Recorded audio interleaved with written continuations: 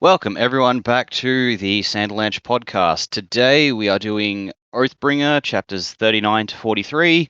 In these chapters, the Shardbearers have a meeting. Shallan gets to take notes while Kaladin and Yasna fight. Shallan gets info about Hellerin being a skybreaker and has to deal with that woman from the tavern again. Teft goes on a massive substance binge, apparently not for the first time.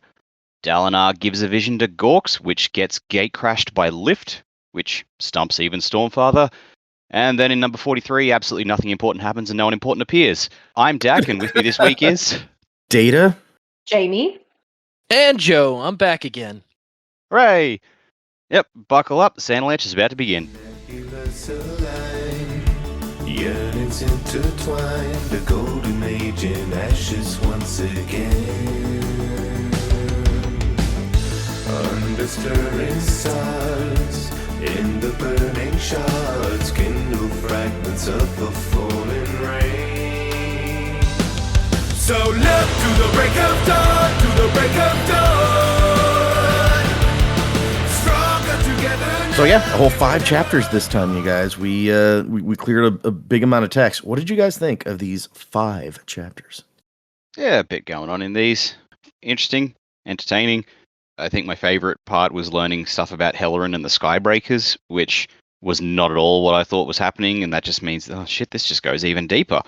Because we've assumed for so long that Hellerin was a Ghostblood, given it was the Ghostbloods dangling this information, they were attacking Amaram, which the Ghostbloods were all about, and now all of a sudden, no, actually he worked for Nail the whole time. So, interesting, what's Nail's beef with Amaram?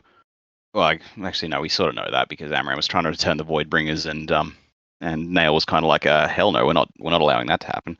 But yeah, overall, it's just like, man, this is just this blows a lot of our previous theories out of the water, and now we need to keep digging, I guess, to find out what's actually going on. I get the feeling we're going to get to like book 9 and still not have a clue of what's actually going on Roshar entirely. But yeah, the rest of the chapters were fine. I'll admit I wasn't too thrilled at Lift coming back into the vision and just apparently using her awesomeness so much that even Stormfather himself was just like, what is going on? I'm like, oh man, Lift even fooled God's leftover wayward fart. That's... how much more can we just say, Lift is the best, Lift is awesome? So, whatever, we'll deal.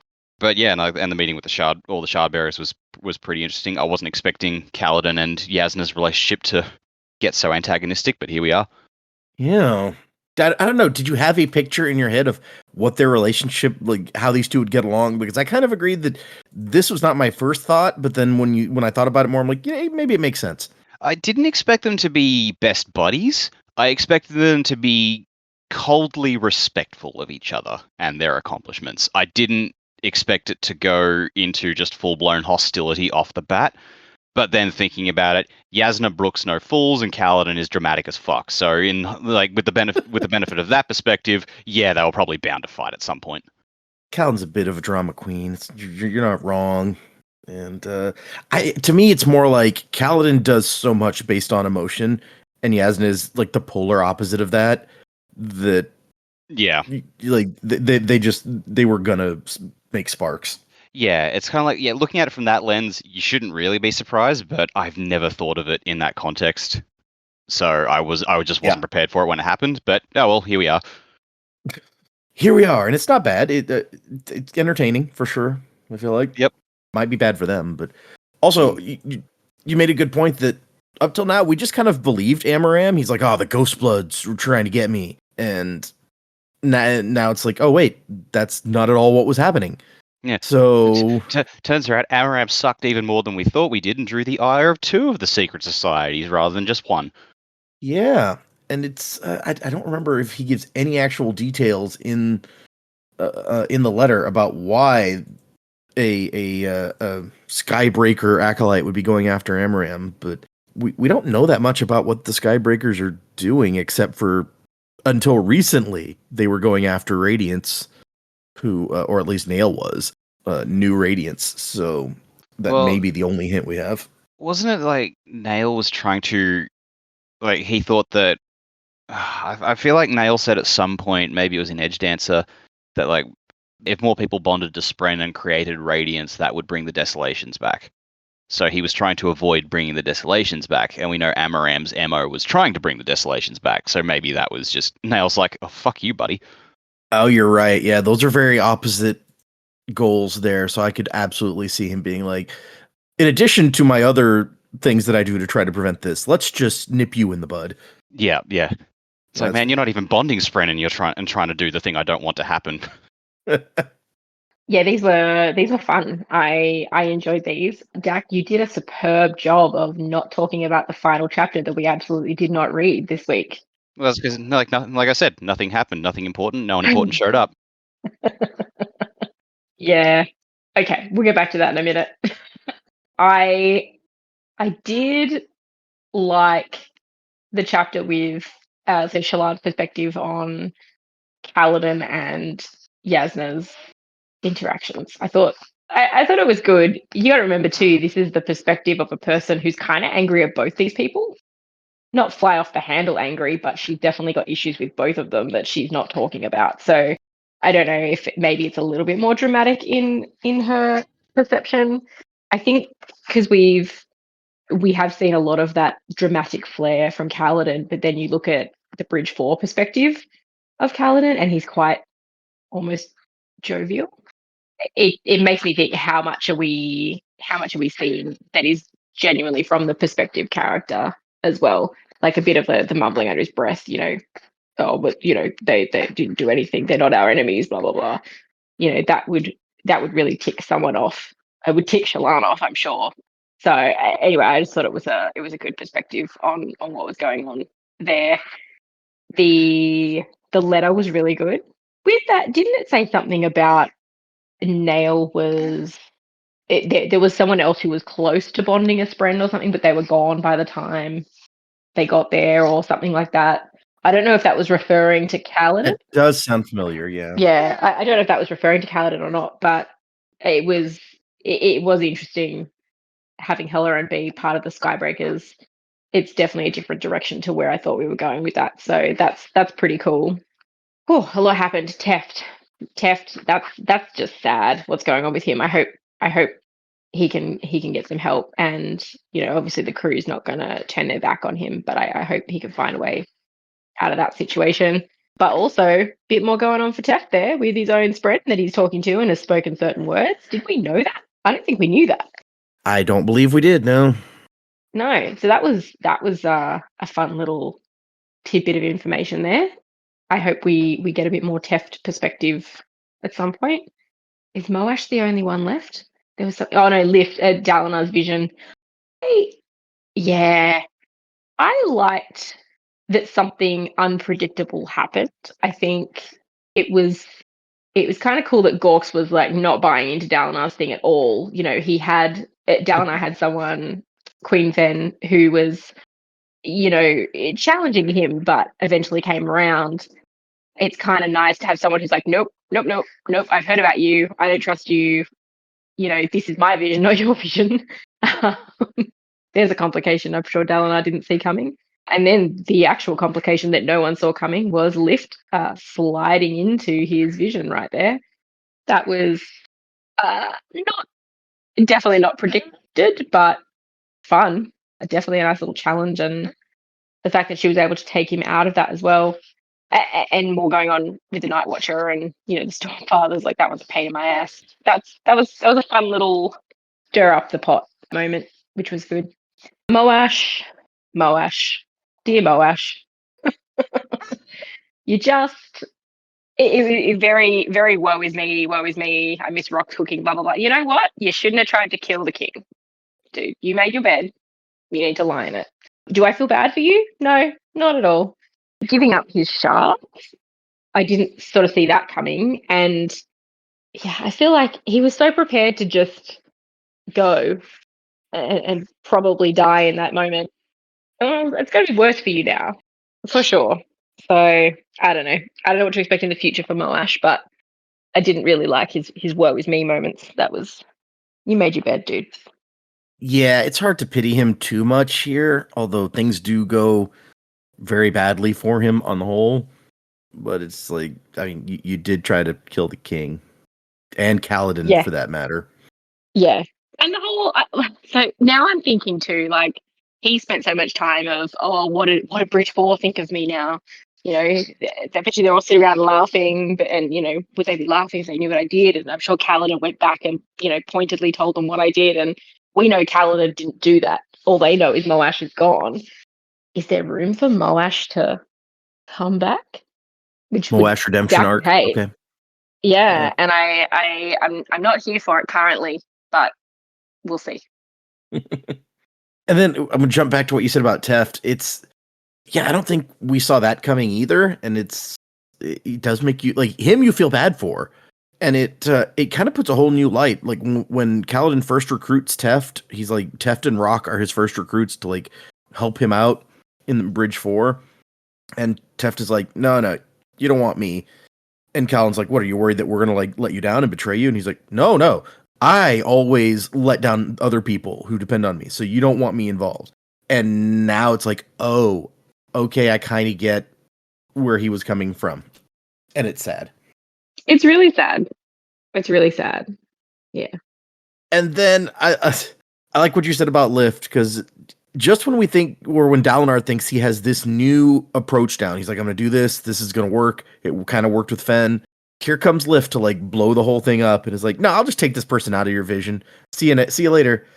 And it does, like, according to Stormfather, seems to tie back to the Night Watcher. He's like pissed off, like, she did this. And so Dak was kind of annoyed by it. You thought it was fun, and I'm just like, I want to know. I need more information about like Lift and the Night Watcher and like how all of this works, because it does seem completely random that she can pop into these visions. The Stormfather certainly didn't expect it. Absolutely. Also, okay, so we're going, all right, Dalinar has been to the Night Watcher. Yeah, cool. We know Lift has been to the Night Watcher. We know that, and we're sort of expecting there's a boon and a curse for each of them and stuff, which is probably still the crux of it. But something else is going on with Lift from the Night Watcher. Like, has the Night Watcher done something else to her, or there's something about Lift that is going to come to play for sure, because Stormfather's like, no, this isn't the same. Like, yes, you went to the Night Watcher, but this isn't the same. This one is here to torment me. And while the Stormfather must think a lot of people are there to torment him, and he's very annoyed by the whole situation that he got put in, there's something going on with Lift. And, you know, she's had her own story. She's really popped out of the interludes to become this character, and she's shown up a couple of times now. So this is exciting. I'm looking forward to this little side story becoming part of our main story. And you know what? We may not see Lift again in this book. Who freaking knows? But she's fun, and I hope we keep the fun Lift, not the that's annoying about Lift. I just know to do it. I guess is my thing. We get that about you, Lift. Now it's time to move on and do something. We now have Lift and Lopin, who we need like small doses of. True. Yeah. So I guess we shall see. Man, so many delicious knowledge nuggets in last week that I missed. And so I want to take a minute to talk about that. Man, why can't the Stormfather just have like a long exposition in every single set of chapters we read? Wouldn't that be helpful? I think so. We just got a lot of good info. And then, we get and on top of that, we get a nice letter from Mraize giving us lots more good info. I mean, come on. I'm just super jazzed with all the info. Yeah, there's quite a bit of tension between Yasna and Kaladin, but we've got two people, one who thinks she's, who feels like she's always right, and probably usually is always right, highborn. Kaladin's already got a massive chip on his shoulder when it comes to Light Eyes, and so I'm sure Yasna is no exception. And then the fact that she will actually go and argue with him on stuff, or kind of go actually confront him when he's being disrespectful. It's like, okay, she's not one that you're just going to be able to make feel bad for being a Light Eyes there, Kaladin. So definitely a different dynamic between those two than we've seen, and I don't hate it. I think it's a interesting, different kind of dynamic. I think what's even more interesting in this chapter is the dynamic between Shallan and Yasna, and I think Yasna's calling a lot of Shallan's kind of BS lately, and she's like, "There's obviously something going on.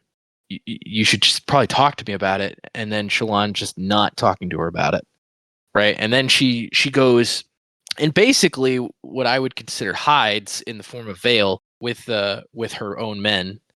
And it's like she's got to figure out what she's going to do about her life and like what kind of person she wants to be, right? Like she's relying on all these personas that she's created to kind of make her feel safe and secure. And I get it, it's a defense mechanism. Like I totally get where it's coming from, but it's not healthy. It's like it's almost like her powers are letting her indulge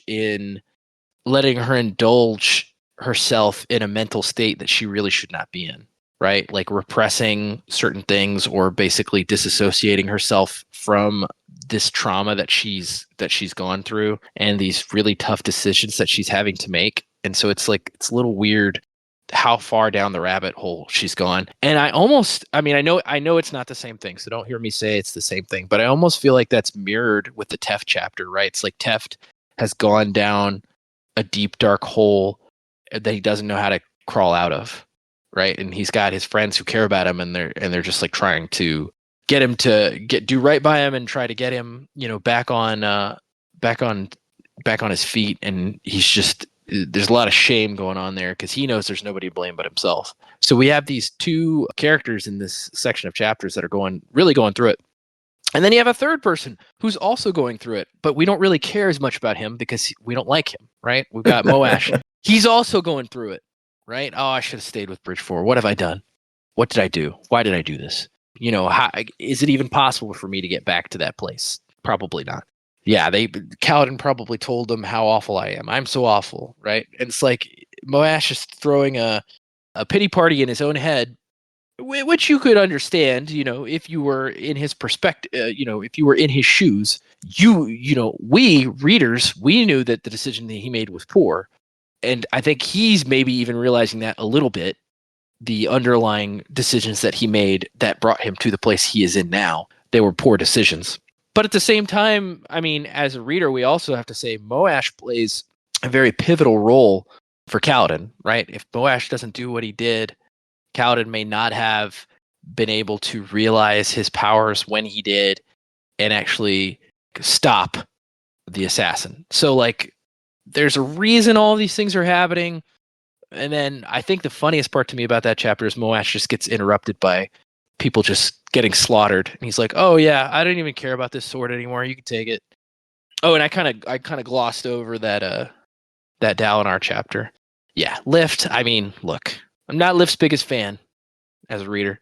I think Data, you'd mentioned she's pretty polarizing among the fandom. Like some people are like, "Oh, she's the best," and other people are like, "Oof, I don't get it."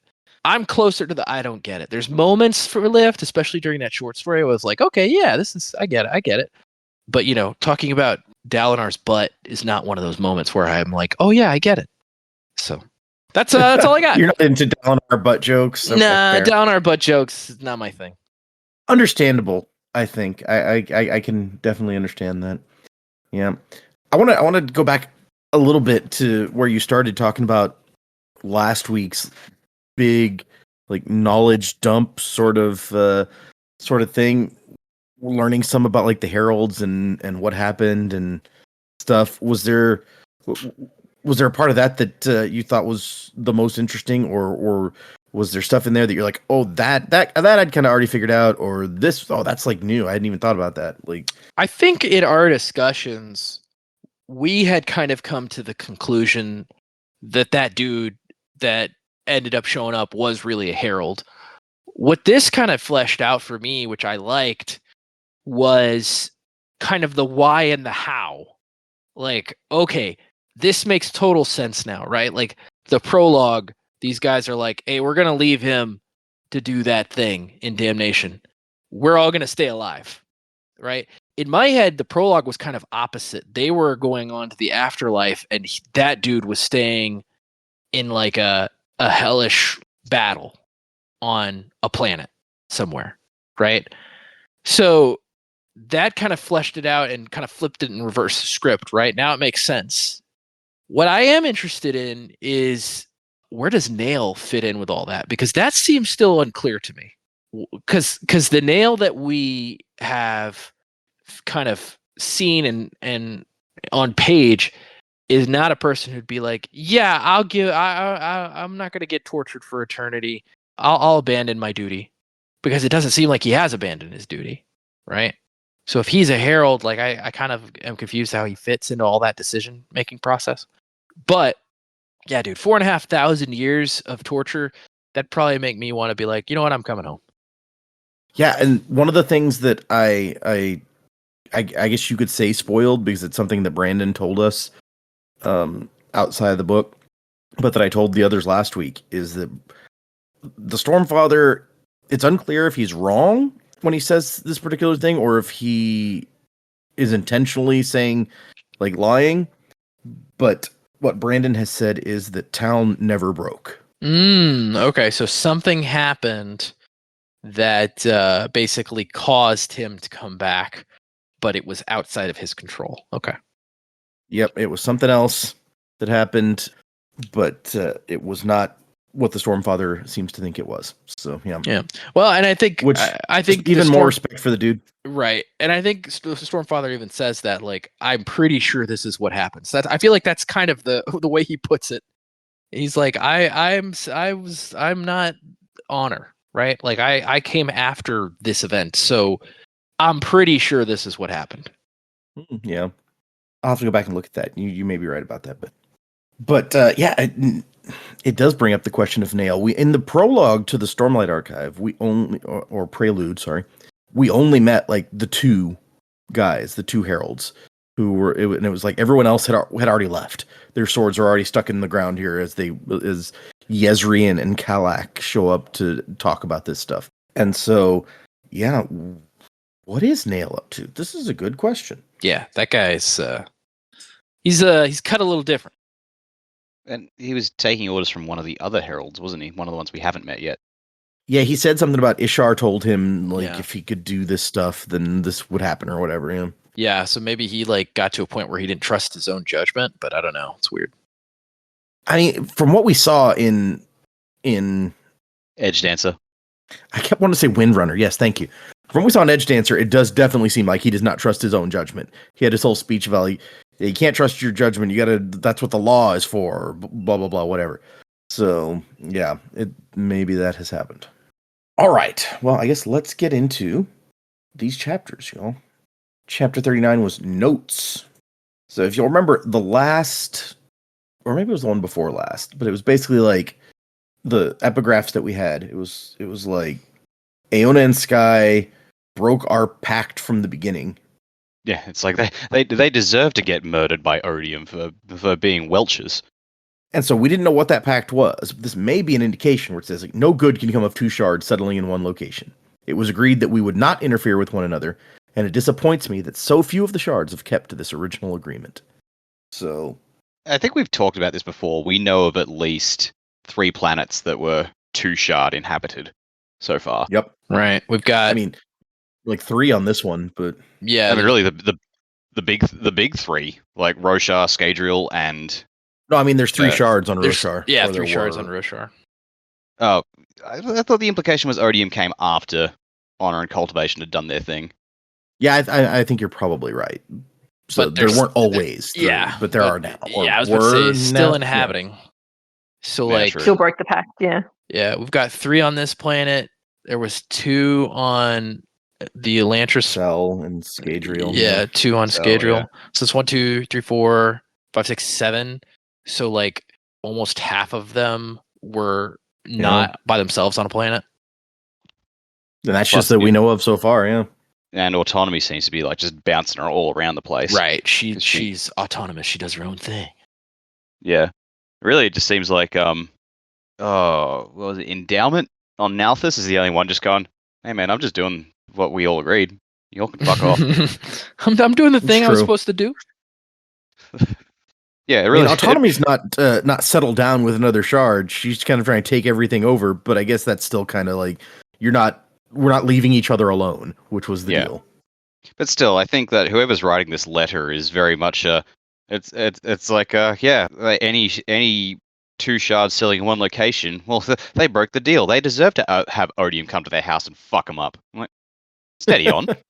You deserve to die Yeah. because you broke our deal. Yeah. Okay.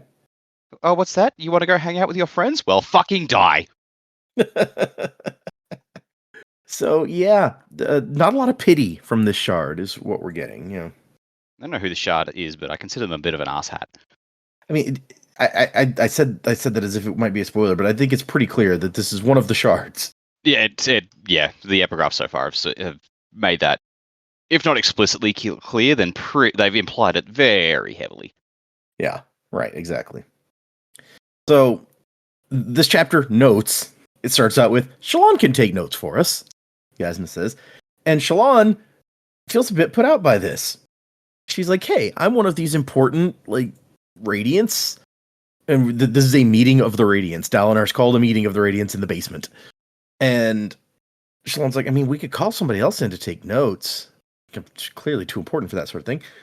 And Yasna's like, no. We covered shorthand in your training. I'd like to see how you've retained it.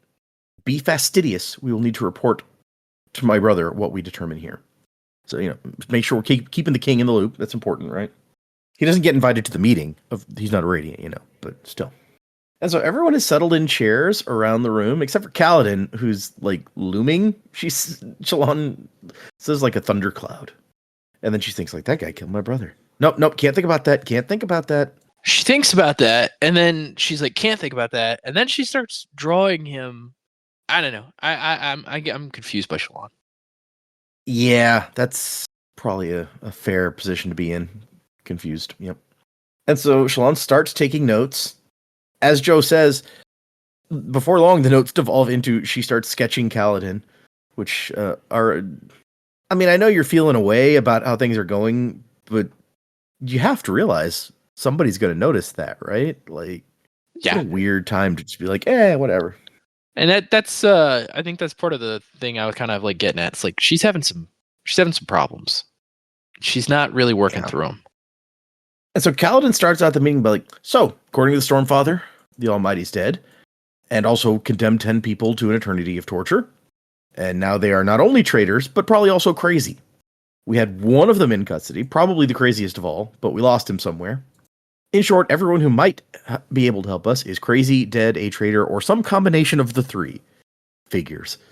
Very succinct. Well done.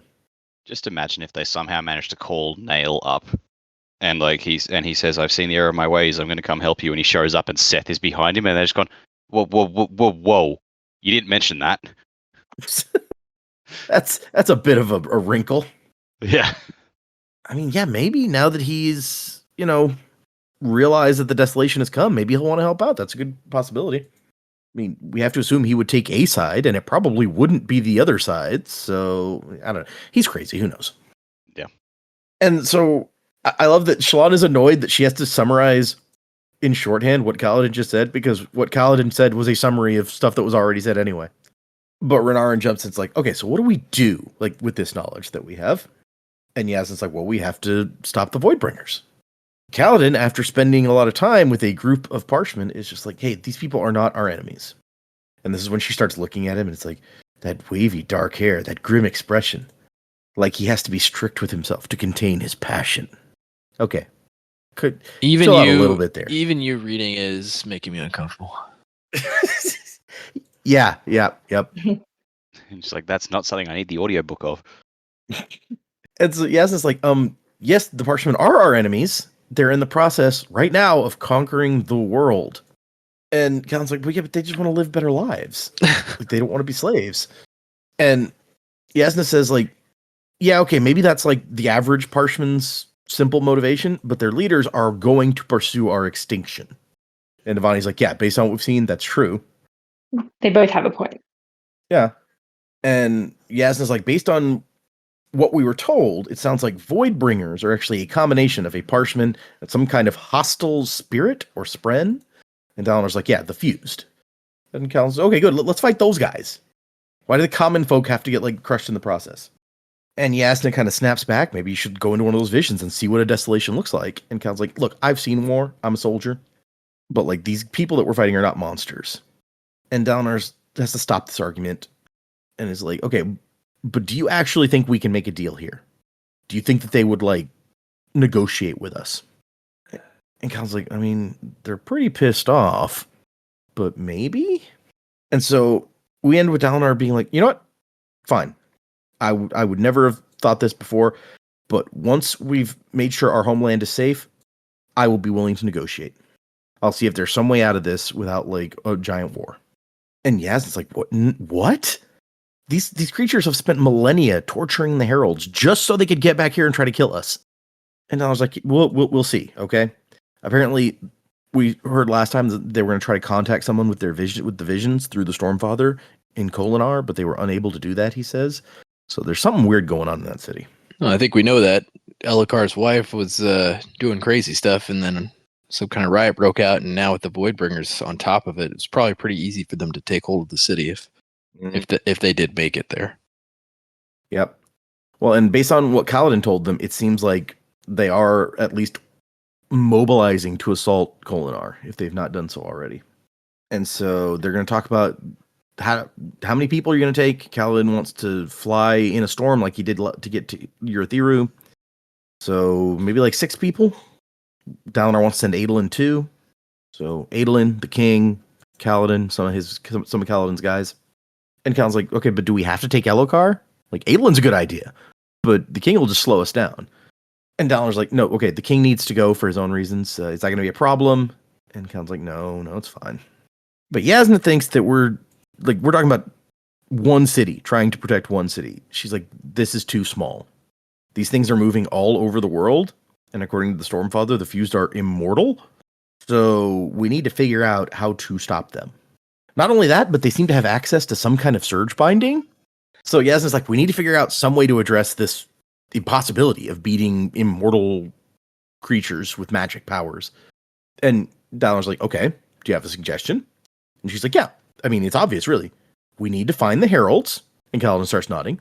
And Yasna goes, and then we need to kill them. And Kaladin's like, wait, what? He's like, wait a minute, man. Why? Like, whoa, you went from 0 to 100 real quick there. Stabby, kill, huh? Something about about the first this. half. Yeah. You had us in the first half, exactly. There's something about this that doesn't seem quite right. But no, her plan is, I think, very logical. We know that the only way to stop the spirits from returning, according to the Stormfather, is for the heralds to go to damnation, and the Oath Pact seals away the Fused.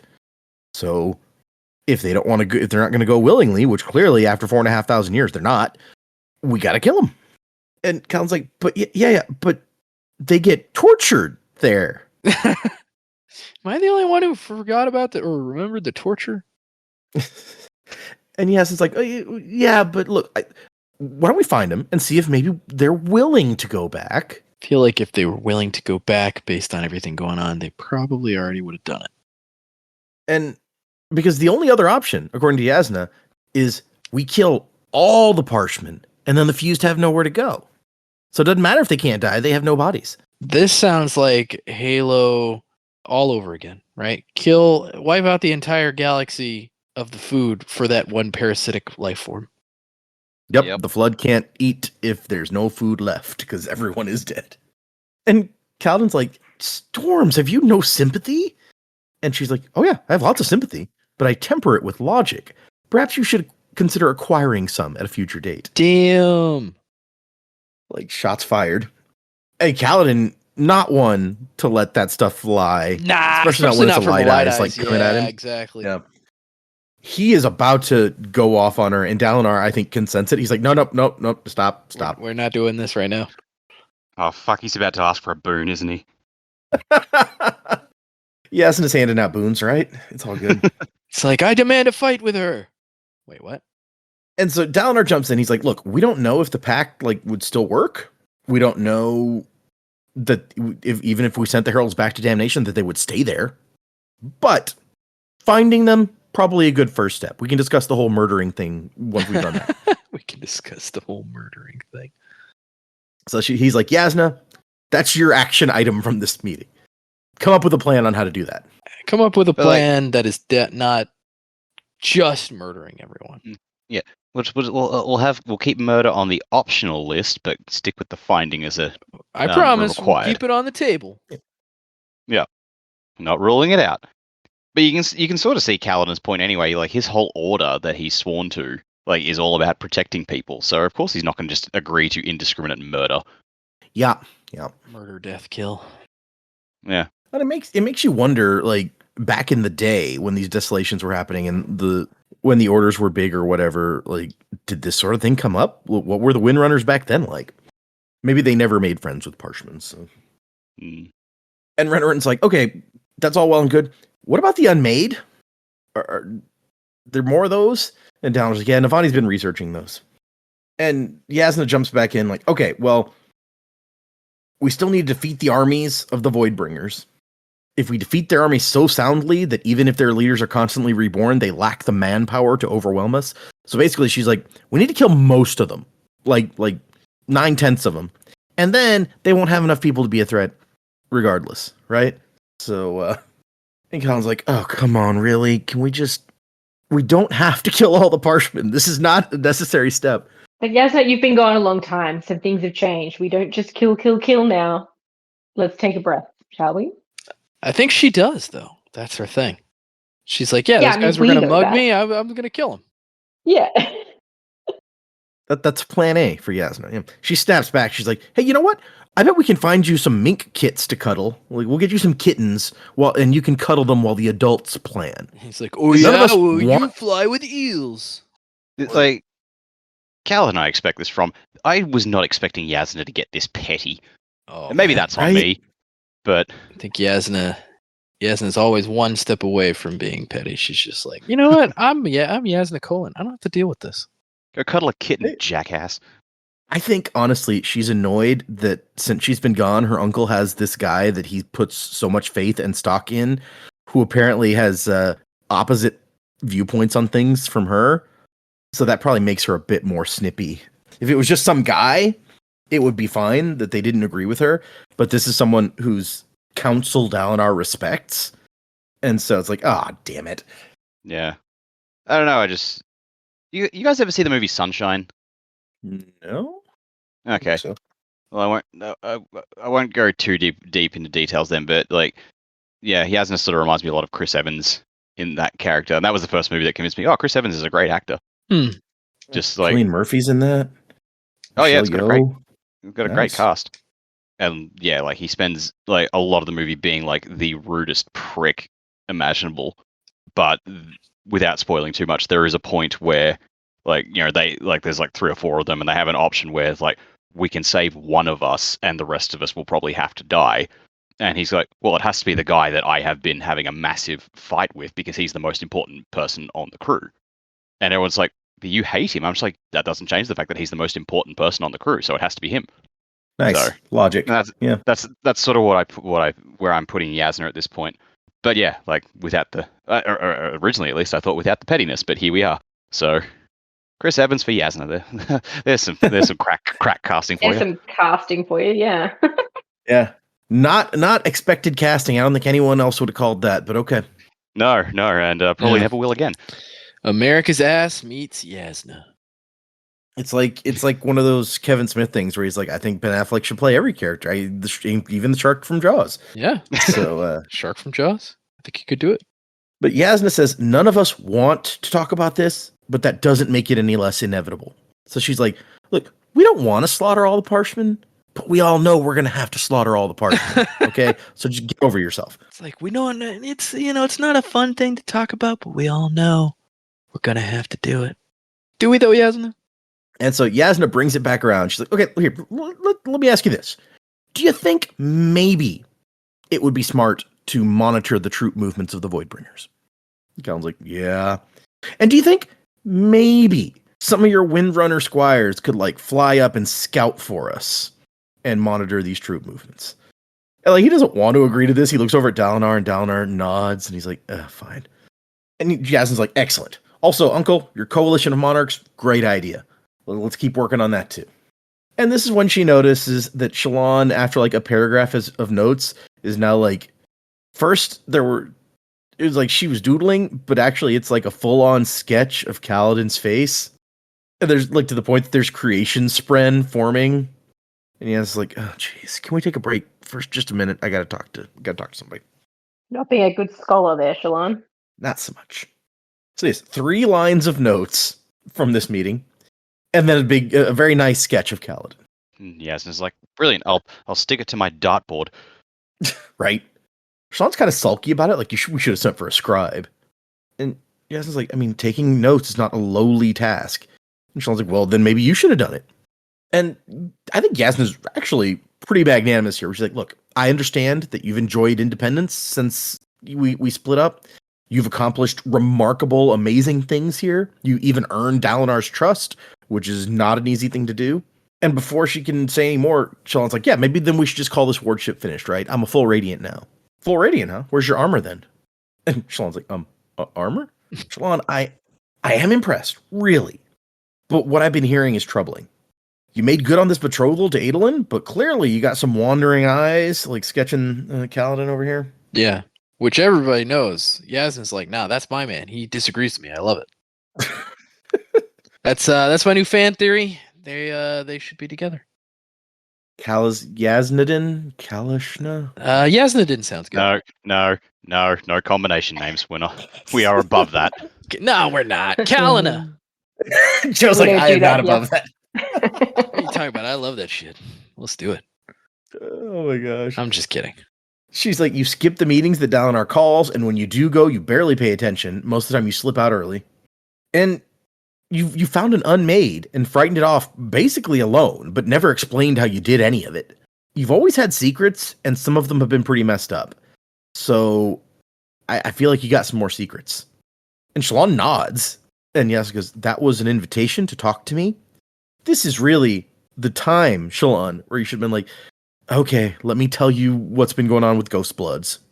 But no, she's just not going to say anything. Because keeping secrets is like a way of life for Shallan. But she's like, oh no, that wasn't me. That was Vale. I'm like, you are Vale. Oh. She says Yasna Shallan. didn't need to know about Vale. So I think she does. Yep. So Yasna just sighs. It's like, fine. Well, your wardship is not done and will not be until I am convinced you can meet the minimum requirements of scholarship, such as taking shorthand notes during important meetings. And I love the comparison. She's like, just like a young man won't be excused from his geography lessons because he's good with a sword, you don't get out of your normal ward duties just because you have radiant powers. And then she leaves and Pattern's like, she's wise. And Shallan's like, that's the worst part, is that she's so smart and she's always right. And she's right about this too. And she thinks, or she tells Pattern, like, it's worse because I do act more like a child around her. And I hate that about myself. And Pattern's like, okay, so is there a solution? And she goes, I don't know. And he goes, perhaps act like an adult? Like even Pattern is like, grow up, dude. And then they go back to the meeting and we get kind of just an overview of the rest of it. Yasna wants to get the Shin on board with their coalition, but they're talking about the different oath gates and stuff and coming up with some tactics. They don't talk tactics too specifically. That's a masculine art. Girls can't be involved in that. But Yasna's like skirting the edges of it.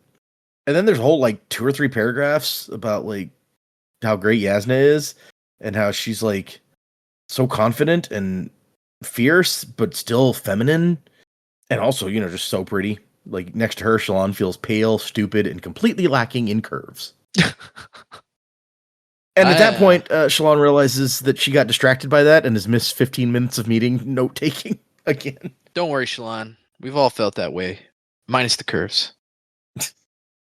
And she does take mostly good notes for the rest of it, but there's that 15-minute point where she writes, Dalinar said some stuff here. It was very important and useful, so I'm sure you remember it without needing a reminder. And eventually the meeting ends. Shallan goes back to her room. She's going to grab Vale's coat and hat. Vale would know what to do. But inside the coat is a sheet of paper. And from the Ghost Bloods, you've accomplished the task we set for you. The following letter explains the truth about your deceased brother, Nan Halaran, acolyte of the Radiant Order of the Skybreakers. All right. So we go to questions, peaks, and inferences, where our epigraph says, as for Uli Da, It was obvious from the outset that she was going to be a problem. Good riddance. Another shard somewhere is dead, and it's like, man, fuck that one. I believe that one is Ambition, who we know That's got the one taken out. that really fucked up Odium that time and died in the process. Yeah, I believe that was Ulida. Good for you, Uli Da. You went down swinging. Also, you may remember that I told you guys we met briefly at the end of the Lost Metal a different species that was rowing the boat that was getting Melon somewhere in the cognitive realm. They've got like 4 arms, and I'm trying to remember what else is about them. They're like, I think, white or something. But anyway, the Shodel is what that species is called, and Ulida, I believe, is one of them. You can tell because of the name, the way the name is made. So there was at least one Shodel who was a shard holder, but not for long. Oh wow, that's interesting. Sorry, I had to go to the Coppermind wiki page on Ambition to make sure that I was remembering correctly, and they have an illustration supposedly of Ulida, probably a fan one, but I'll share that with you guys just because it's kind of neat looking. Cool. All right, back to what we're doing. Very colorful mohawk. Right, yeah. So the letter says that other than the Ghostbloods, there were 2 major institutions on Roshar, which presaged, how we say it, the return of the Voidbringers and the Desolation. One of them, the Sons of Honor, which Gavilar Kholin was involved with. So Meredith Amaram also. And he's like, yeah, I'm sure when you infiltrated Amaram's mansion, you saw all the stuff that the Sons of Honor wanted to bring the Desolations back. Because they thought the Voidbringers returning would make the Heralds come out of hiding and so on and so forth. And I love it even says, Gavilar's efforts to rekindle the Desolation are probably the real reason he was assassinated, although there were a lot of people in the palace that night with reason to see him dead. So we're not getting into that.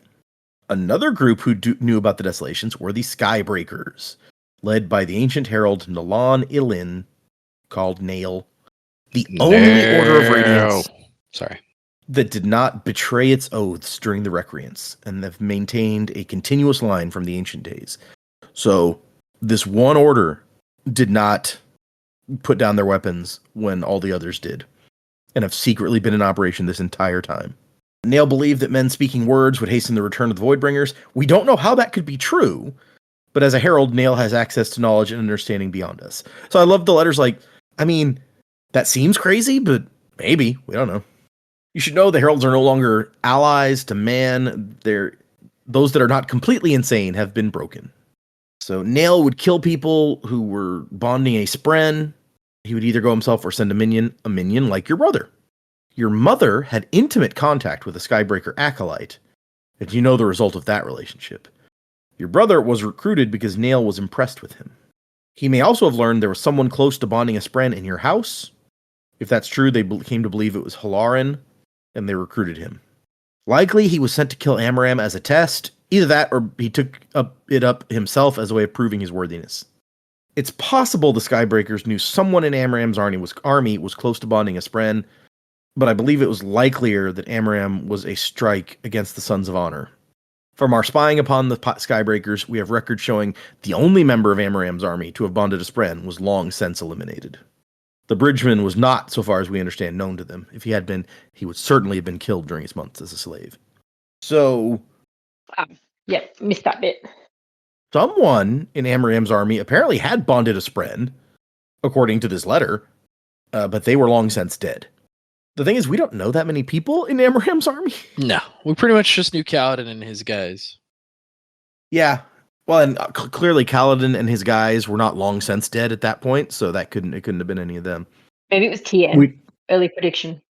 There you go. I was about to say we did in fact know one other person in Amaram's army who was long dead by this point, and so it could be. And so Shallan's like, wow. She was not expecting this either, any more than we were. Just suddenly, her brother was a Skybreaker, and it's news to her that Gavilar and Amaram were trying to bring back the Desolations. Although she knew that Amaram was, I guess she didn't know Gavilar was part of it. Pattern, on the other hand, says there are lies in this letter. But what that might be, we don't pay any attention to. And she thinks she says, he's dangling like little bits of information. Like dropping these references to like Gavilar and all the stuff going on around there, that wasn't necessary to fulfill their promise. That was him being like, hey, we have a lot of other information. If you do more work for us, you can know more. And Patter's like, but we want those tidbits, right? And she's like, yeah, that's why it's an effective method of trying to get somebody to do what you want. Would you like to know more? But instead of thinking that over anymore, she burns the letter and dresses up as Vale and goes to hang out with her guys, her soldiers. And she sits down with them to play a game, which I think this is the most detail we've learned about any of the games that they play. So this one's kind of interesting. Like, you get 10 little like tiles with different symbols on them, and then one person arranges them and everyone else has to try to match that arrangement by like getting peaks and questions and such. So it's kind of a cool, neat idea for a game. Because can't predict the future. So can't have like random card draws or dice rolls. No, that would be of the Voidbringers. And they talk about Shallan. Like, Vale sits down and she's like, yeah, it's like that girl can't decide who she is, you know? And Vath is like, yep, she's a strange one, our mistress. And Gaz is over here like, she makes you do things you never thought you'd do. And we have Glurv, who's like, I got me a medal. Me! For helping find that mess in the basement. That name is still where I draw the line. Yeah, it might as well be like Lur, ruler of the planet Omicron Persei 8, in case you didn't know. And then in the middle of the game, we get Shab again, who we met briefly before. And he thinks he's turning into a Voidbringer. Man, this guy. Look, we all know my feelings on Gaz, and they have not changed, but I think he has been superseded as the worst one in Shallan's crew. Shab, get the fuck out. I'm likely to die, Sarge. I think it's like I'm likely. It's the combination of die. That's what it makes me it's think like of. the combination of like the forced comedy with the forced stereotypical Irish accent has just combined into one super collision of just awfulness. Yeah.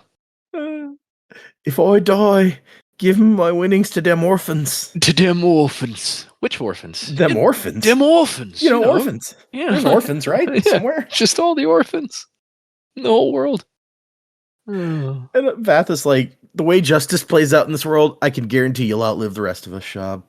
And Shab's like, that's right nice, Sarge, right nice. Frustrating thing is he's probably right. Yeah. And I hate right. And then the round ends pretty quickly, and it turns out that Vale's real good at this game. Vath is like, oh, geez, you didn't even get any peaks. Remind me never to play pieces with you. And I feel like in winning, Shallan starts to peek out a little bit, because she's like, yeah, my brother's always said the same thing. We've never heard that Vale has brothers, so I think Shallan's like, gets a little excited when she wins. And then they run out of money to play for, and Gaz is like, I can go get a loan or something. And I love that as like shady and stuff as this group of guys that works for Shallan are, they're like, Gaz. Yeah. I do. We know he's got a gambling issue. Yeah, I like that they're kind of trying to take care of him. It's like, dude, we're in a good place right now. Like, you don't need to screw yourself over by going and getting in a bunch of debt. That's what got you into the situation you were in before this. He's like, but, and Vath is like, seriously, Gaz. He's like, okay. It's almost like Bridge 4 looking out for each other. These guys are starting to develop a nice camaraderie. We shall call ourselves Bridge -4. Bridge -4. Yep, there you go. And they're like, hey, Vale, do you think that like Brightness has already forgotten about us again? And Vale's like, I don't know, maybe. She doesn't seem to know what to do with you lot.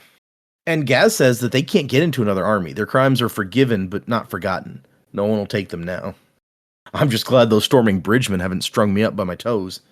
And I love that his story is like, oh yeah, I was their sergeant. I did everything I could to get them to run bridges faster. Nobody likes their sergeant, though. Like, he was just like, I was just a normal sergeant doing normal sergeant things. Yeah. He's learned nothing. Yeah. And he's like, I do wonder, if I'd been less hard on them, would I be out there right now learning how to fly? You And keep Vath on is telling yourself that, Gaz. He probably thinks it's true. Yeah, maybe. And Vath is over here like, you think you could be a Knight Radiant, Gaz? And Gaz is like, no, I guess I don't. Vale, tell the Brightness, we ain't good men. Good men, they'll find something useful to do with their time. We, on the other hand, might do the opposite. And I love, he says, tell her to give us something to do other than gambling and drinking, because, to be honest, I ain't very good at either one. Yeah, but He's like, but Gaz, you're saying you want to be useful, and you weren't very good at that either. Dak's never gonna let Gaz go. Fuck no. When Moash gets his redemption arc, maybe Ugh. Gaz will have space for it. Actually, you know what? Since you brought it up, that's how Gaz can get his redemption, by killing Moash. Oh, nice. The enemy of my enemy is my friend. Okay. But yeah, let's play off the the characters I don't like, have them fight, and Gaz can triumph. If Moash wins, Moash, you still don't get a pass. That's fair. Yeah. Because frankly, one, Moash, your crimes are greater, and two, like if I had to choose between Gaz and Moash, Gaz was gonna win every time. Gaz didn't try to kill any kings, as far as we know. So yeah, Gaz is crap, but Moash is crapper. Gaz is crap because he didn't have anything to work with, you know. Moash is crap because he made some really piss poor decisions with some great stuff to work with. Yeah, like as bad as Gaz had it, he was in a terrible situation no matter which way you slice it. Moash was in a great position and chose to throw it away. It's true. I mean, hard to be in a better position, honestly. He got the shards and everything. Yeah. Yep. Yep. And then he literally throws away the shards. People in the army. Yep, that's true. We'll get there. But in the middle of this very emotional conversation, Vale catches somebody secretly watching them, disguised as one of the washerwomen. It is the same lady that she ran into back in Owl's Alley who wanted to join the Ghostbloods. And apparently she's been watching Vale more than just this once. Her name is Ishna, and she says that she used to be a professional spy for an important house, but the Ghostbloods took care of the lady that she worked for, and everyone thought that the spies were behind it, so no one would take them in after that. And Shallan doesn't want, or Vale does not want anything to do with Ishna at first, but then she starts to get an idea. It's like, hey, wait a second. I'll give you a chance to prove that you know you're this expert on spying. I need some people like that. I need some spies working for me. But it needs to be people that I know are loyal. I'm not going to go out and randomly hire some people. These guys I know are loyal. I want you to turn them into spies. And I mean, they don't have to be true spies. They just need to know enough to help me out. And Ishna's, I love her response. That's kind of like saying you want me to teach hogs to talk, but you promise it'll be easy because they only need to speak Alethi and not Vedin or Herdazian. And she's like, this is the chance I'm offering. Take it or leave it. And Ishna takes it. So I guess we'll see where that goes. And then we get what I think is supposed to be the end of this letter at the beginning of our next epigraph. Because it certainly sounds there's a finality to it. Regardless, this is not your concern. You turned your back on divinity. If race becomes an issue, he will be dealt with. And so will you. Bam. Yep. And then we get Teft. Hang on. Yep. If race becomes an issue, how much more of an issue does he need to become than killing? He's killed at least 4 shards that we know of. Mm-hmm. What more does he have to do to become an issue? Yeah, we think this is in the letter from writing Frost, this, right? Yeah, yeah. Well, no, in the previous letter that we did get from Frost, it was he's trapped where he is now, and he can't do more damage, so it's fine. I guess. I feel like saying he's trapped and he can't do damage is short-sighted based on what we know about perpendicularities and world hopping. I just don't buy that. And clearly Hoyt agrees with you because he's trying to recruit people to help out and stop race. So, right. Yeah. Plus, and we also know from experience, sure, Atty was trapped where he was, and he nearly got his own back. He was a hair's breadth away from becoming a major problem again. I think Addy was more short-sighted in his own planet, though. I don't know that his ambition ever had grown beyond Scadrial. It might have if he managed to destroy Scadrial, but right. Yeah, who knows what if he succeeded? Who knows what would have happened? Yeah. Honestly, yeah, Addy could have been a bigger threat to the Cosmere at large because race, I guess, odium is hatred, which is bad. But Addy was just ruin, just breaking things to watch them burn. So that could have been worse. Yep. Could still be, I guess. Depending on what happens with old Saist/Harmonium. Yeah. But this chapter is Teft. We finally get a Teft perspective, and it's probably not as nice as definitely not as nice as the Rock perspective was. That was a good one. No, I was like I feel like we've talked about the fact that Teft had substance issues in the past, but I thought he kicked them. I must be just misremembering. He sort of would have had to have kicked them because he had no access to anything. But Right.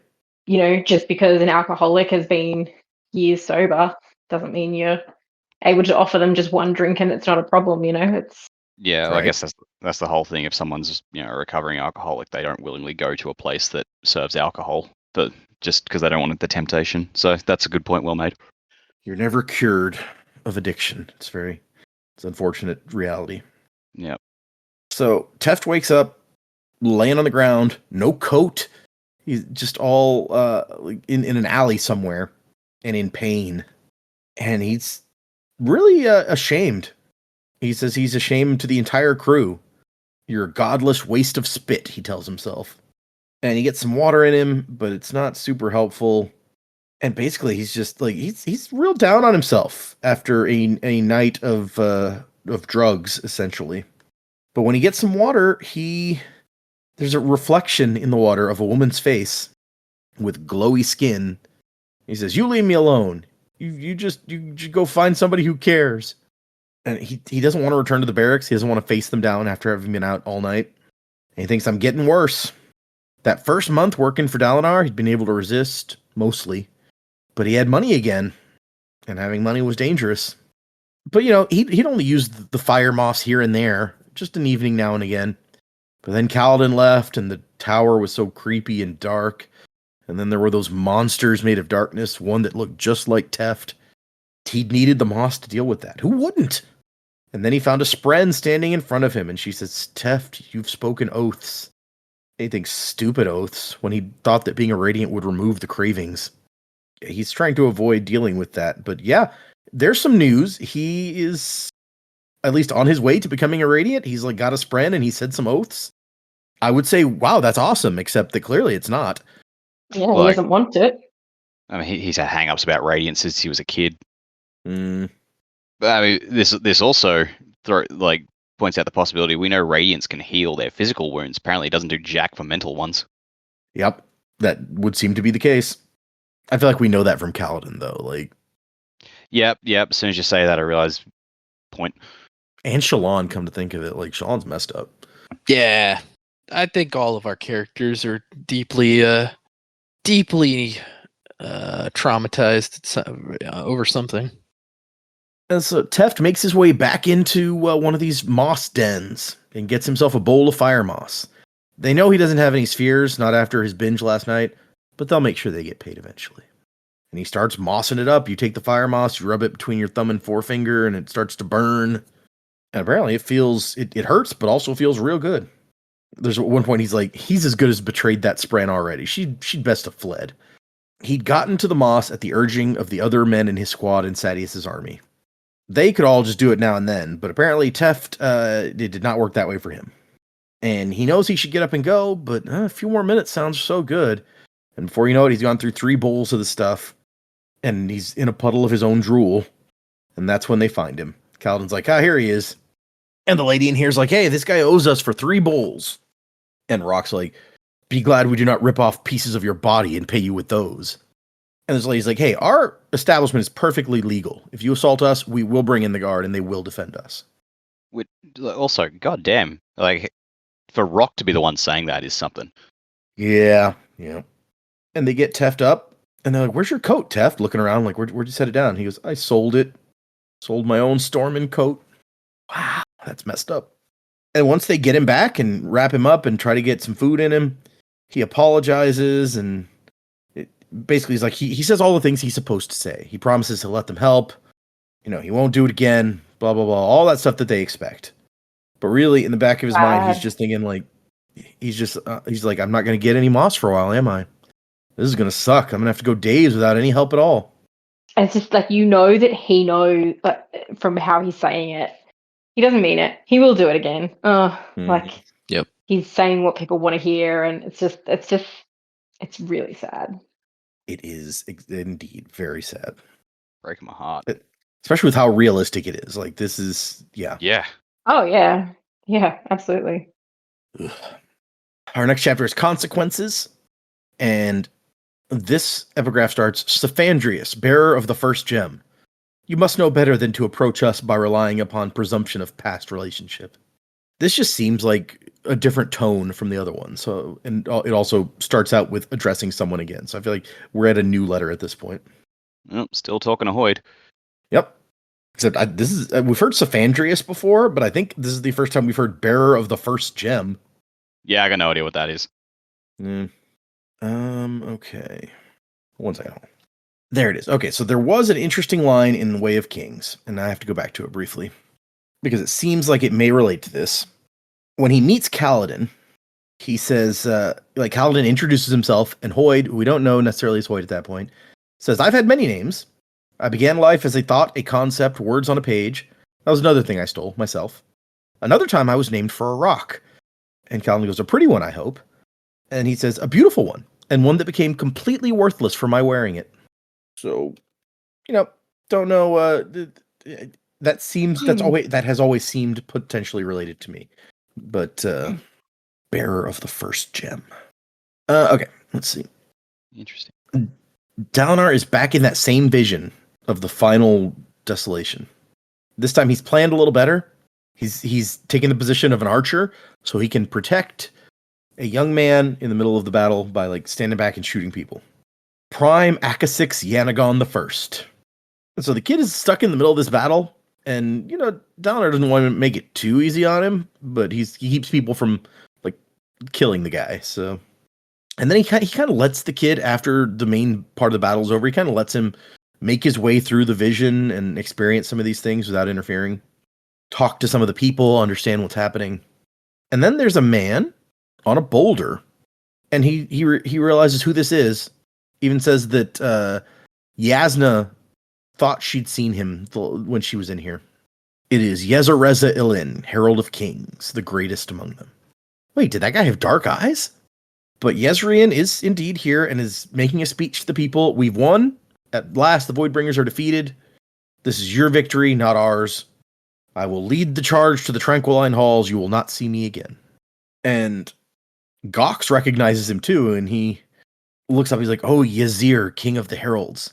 And Dalinar's like, "Yeah, that was him. My niece visited this vision earlier, and she thought she spotted him." And Gox is like, "Wait, do you know me? What are you?" Like, "Yeah, you're Yanagon of Azir. I'm Dalinar Kholin, by the way. Sorry about the weird meeting." And you got to remember, in the East, or in the West, I guess, they worship the heralds as gods as opposed to the Almighty. And Yazir is the highest of these gods. So it's a different experience for this guy than it is for Dalinar. He says, "First I see Yazir himself and now my enemy." And Dalinar's like, "Dude, I'm not your enemy. This isn't just a regular dream." And he's like, "Oh, I know it's not a dream. I'm the Prime, raised to the throne miraculously. The heralds may choose to speak through me." And so Dalinar tries to explain, "No, I did this. I brought you here. This is the madness that people say I have. I saw these visions." And Dalinar's trying to, get him to see the benefits of all working together against the Voidbringers. He's like, "You wanted to get me alone without the Viziers. You're in control of this. You can just show me whatever you want." And he talks about the Sunmaker a little bit. "Do you know what happened the last time, we were invaded when the Sunmaker came? He conquered my people too quickly, didn't know what to do with all the captives, couldn't leave a fighting population behind him. So just murdered thousands and thousands of guys. Randomly. They say sometimes he'd be like, everybody with hair over this length dies, or just tell his people, go out and pick 10 guys each, kill them." Seems like a cool dude. Yeah, right? Murdered 10% of the population. This seems like Yasna's rhetoric from the earlier chapter writ large. It's I mean, you're not wrong. The purely logical. Well, we can't do anything with this. Just pick a number and kill him. Yeah. Bring me every man who is 23 years of age who has a C in his name. Do it now. And Dalinar tries to be like, "Well, that was the Sunmaker. That was a long time ago. I'm not that guy." And he's like, "Hey, you even carry his shard blade. We know." No, I don't carry that shard blade anymore." "Yeah, sure." And Dalinar tries the argument. It's like, "Look, I have one advantage that the Sunmaker didn't have. I've lived long enough to see the consequences of what I've done." And then a voice goes, "Yeah, you're old." And there's a little girl sitting there in the middle of the battlefield for some reason. "I didn't expect you to be so old." And you're not really that black. They call you the Blackthorn, but you're more like dark tan thorn. And Gox is like, lift, you're back. And she goes, no, not quite back. Got sidetracked, but I'm close now. So she's not even like in the room with him. Like how she found her way in here is like, who knows? And he's like, what happened in Yeddaw? You barely gave any explanation. She's, those people lie about their food. You may remember how angry she was about the pancakes. I get it, man. And the Stormfather's like, what the hell? This is impossible. How'd she get here? And Donald's like, you didn't bring her in? He's like, no. I would He's never pissed do off. that. Like, you should take from my baffled tone that it's obvious that, no, I fucking didn't. And Gox is like, yeah, this guy's trying to convince me I should trust him. And Lift instantly is like, no, don't. He's got too nice a butt. And Donald's like, wait, what?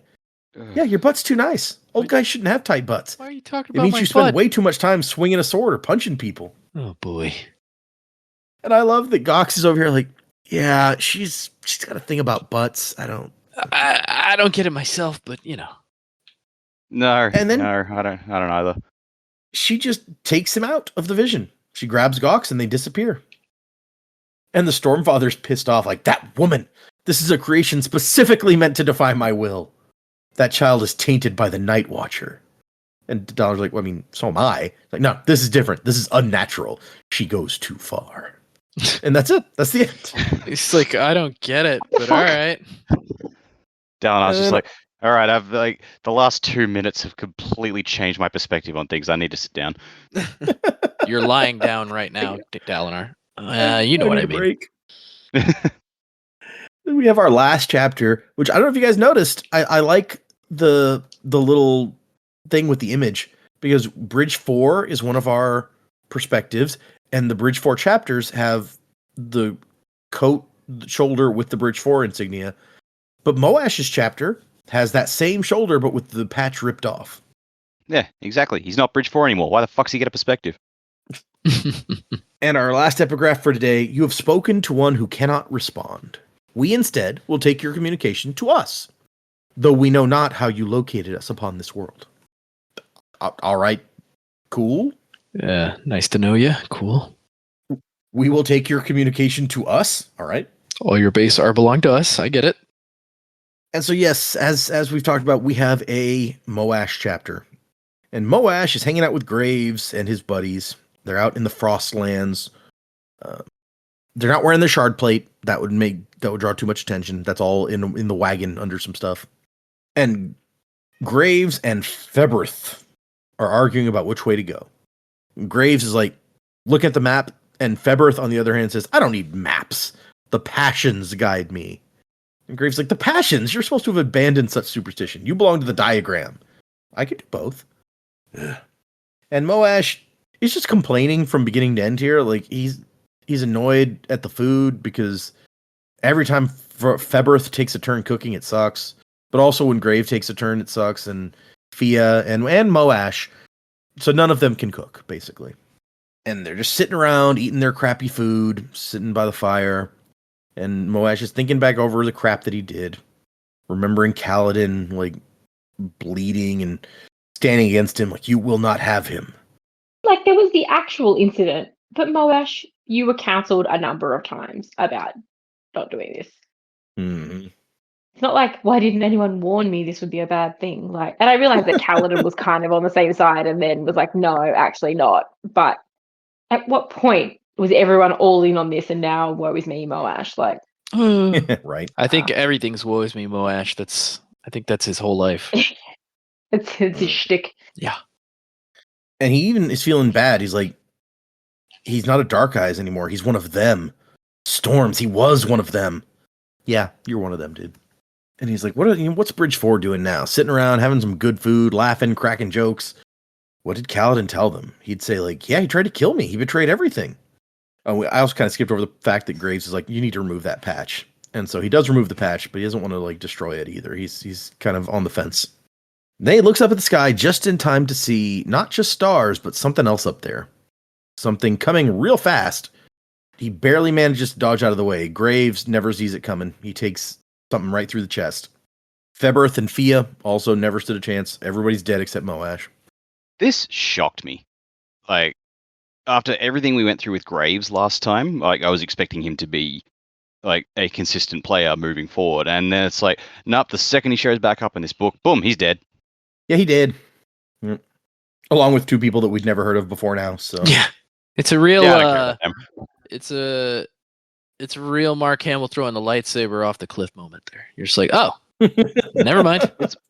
It's one of those moments where it's like, you know, those times in shows or in movies where it's like this, like, you know, a later season or it's a movie sequel or whatever, and you've got this like recurring villain who you've come to know a bit and you're expecting them to do more, and then another bad guy shows up and just kills them offhand, and it's like, oh, okay, I guess we're done with them. Yeah, Yep.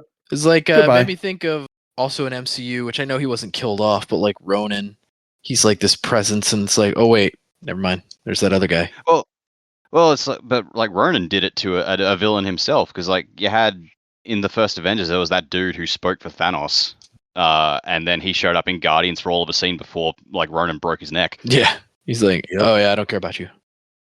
Yep. I'm Next snap. I'm the pie maker. I don't care about you. He was the pie maker. Man, I love that show. What was that guy called? He was like the guy that he killed had a weird name. I thought he was just like the speaker of Thanos or something. I just called him the mouth of Thanos. That's basically what he was. Yeah, I mean he was just like The mouthpiece. the mouthpiece, exactly. Yeah, the mouth of and Sauron I- of Thanos. Yeah. I think even when they like his name in the credits is something similar to that, but it's like a weird. It's like Marcus, the voice of Thanos. Super normal name, but the voice of Thanos. That's just like Carr, our old friend the Inquisitor. Yeah. I like Marcus. I think that's cool. They called him the wiki for the MCU calls him Other. That's stupid.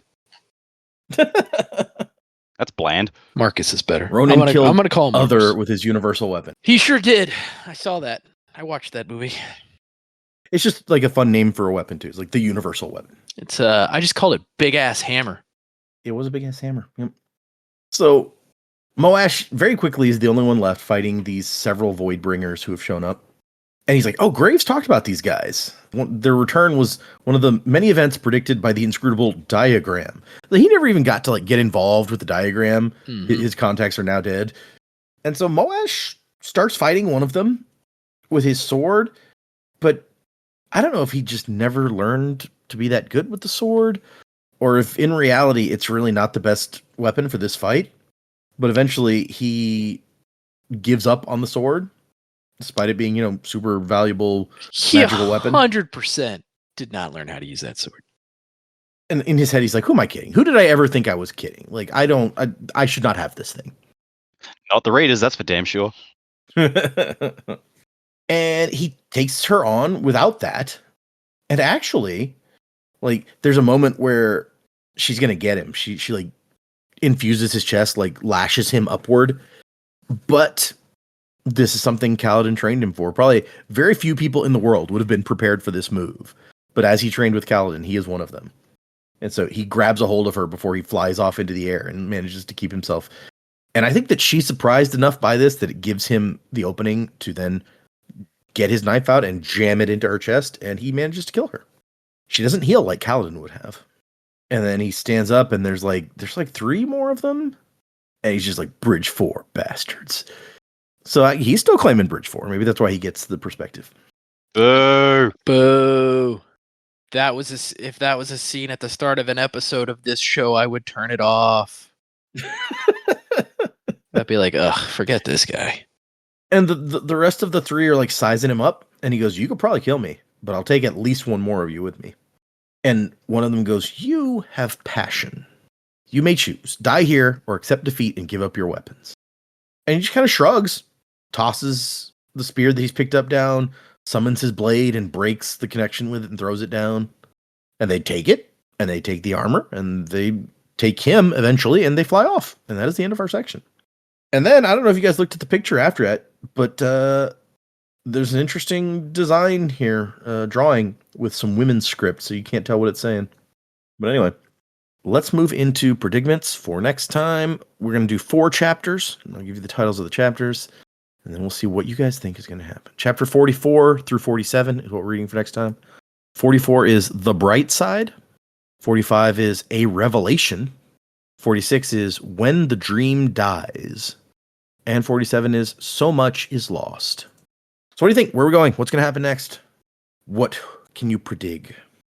So the only prediction I really have, unfortunately, is about Moash, and it does not involve him dying, which is very sad for us all. But Moash is an opportunist. He hangs out with people who will give him what he wants. As like if they're willing to give him something, he will latch onto them. He did it with Kaladin and Bridge 4 eventually, and then the moment he got a better offer with the Ghostbloods, he traded Bridge 4 for the diagram, and now his only recourse left is the Voidbringers, but they have given him a chance to live. So he is going to seize upon that. Now, we know that from Kaladin's chapters that the Voidbringers aren't opposed to having people working with them to, to overthrow Alethi society. And but Moash has a massive chip on their shoulder about Alethi society and what it's done to them. So I could 100% see Moash is about to become a willing agent of the Voidbringers. So I think that when Kaladin, Adolin, and Elhokar show up in Kholinar, they might find a familiar face there waiting for them, working with the Voidbringers. And I'm not looking forward to that, if I'm being perfectly honest. I'm trying to decide if that does seem like a thing that could happen, because I agree with some of what you're saying about Moash being an opportunist on some level. Maybe it was he had from the beginning of Bridge 4, he had the thing that he was trying to accomplish, and he took the opportunity when it presented itself to help him accomplish that thing. I don't know that makes him an opportunist exactly, because it's not like his loyalty was shifting a little bit, but it's because of his personal goal that he was going after. Yeah, I guess. So, and I don't know if we're past that now. He's kind of missed his shot on that, it seems like. But I don't think he would. I don't think he's going to join with the Voidbringers because he thinks, they're going to give me a shot to get what I want. But the fact of the matter is, they've offered him a chance to live. He's going to take it, and we know that we know the Voidbringers are happy to have people on their side if they're willing to agree with their terms. And I think Moash would happily do that just to save his skin. It's true. They were pretty explicit about like, oh yeah, people can join up if they want. We don't care if you're human. So yeah, okay. I'm trying to decide if that seems likely, or if that seems like Dak really hates Moash, and so of course he'd be like, yeah, he's going to join up with the bad guys because fuck that guy. I mean, yes, like any prediction I make about the guy is going to be discolored by my feelings towards him, but I don't believe that makes them invalid. No, fair, yeah. Maybe that makes them more valid because they're your predictions after all. Yeah. Okay. It would be interesting. I will say that much is that would be a way to take this character. Now that this was the opportunity to kill him, if we were just going to get rid of him, we didn't do that. So he's got to go somewhere. Yeah, he's still got a part to play in this for some reason. Much to Dak's chagrin. Yep. Maybe we'll get that Gaz v Moash fight. Maybe it's coming. A man can dream. Yeah. Maybe here's your crackpot theory. We know from Rock's chapter last time that they've still got Bridge 4. They've still got the bridge. Maybe in the thick of battle, Gaz summons in some Stormlight. He gets some extra strength, lifts the bridge up by himself, and smashes it on Moash's head. Gaz becomes a bridgeman. Moash gets killed by the bridge. It's all symbolic in some way. Everybody's happy. Moash didn't land on Bridge 4. Bridge 4 landed on him. Yeah. Okay. Okay. I'm kind of going to start where Dak has left off, and probably something that Dak is going to hate even more than Moash ending up with the Parshendi. I think Moash is going to end up being back at Bridge 4. I think that Paladin, well, he's obviously going to have some kind of experience with the Parshendi, which may prove quite valuable. I think that he's going to come back to Kaladin and tell him something. And Kaladin, who has not told anybody else anything of what Moash did, is going to allow him back into Bridge 4.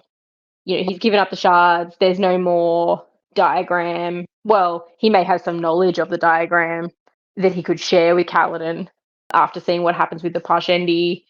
Moash is on Moash's side, and I just feel like it's going to end up suiting his purpose to come back and, be back to Bridge 4 with most of them welcoming him with open arms. I think if he was to come back, Kaladin is going to have to really keep an eye on him.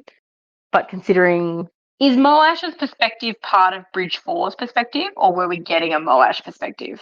I mean, Moash wasn't listed in the names of the perspectives, so I assumed, especially since He's under the the image Bridge at the 4 top banner. was so similar to the Bridge 4 one. Yeah. I assume that it's supposed to be part of that Bridge 4 overall Yeah. thing. So I think that adds a bit of fuel to that fire. That where else is he gonna go? Is say he escapes the Parshendi, he's either gonna side with them and fight against them, like fight against the Alethi or the rest of the world, or he's gonna find a way to come back. So I don't know. Remains to be seen yet where he will go, but I think he will end up back with Bridge 4, or he'll be some kind of pivotal double agent or something. Like if they were to cross paths in a battle or something like that, he would be able to give information back to Kaladin, or Kaladin will go back to the Parshendi and find Moash and somehow end up back with Bridge 4. But I think that's where that's going. Teft worries me a lot. He's obviously got a massive journey to go through for himself before he can do a lot of things for other people. I'd like to think he could become the Radiant that we need at the moment, but I think it'll be a long time before we see him at that level. Also, no one else knows that he's got that, has attracted a Spren or even bonded a Spren, so I think it'll be quite some time. I don't really have anything specific for the chapter titles. Yeah, no, that's pretty much all I've got. Yeah, it's interesting that clearly Kaladin knew that Teft had at least drawn in some light, because when he was assigning people out, he's like, the people who have drawn in light already are going to help the others, and he tries to assign Teft, and Teft's not there.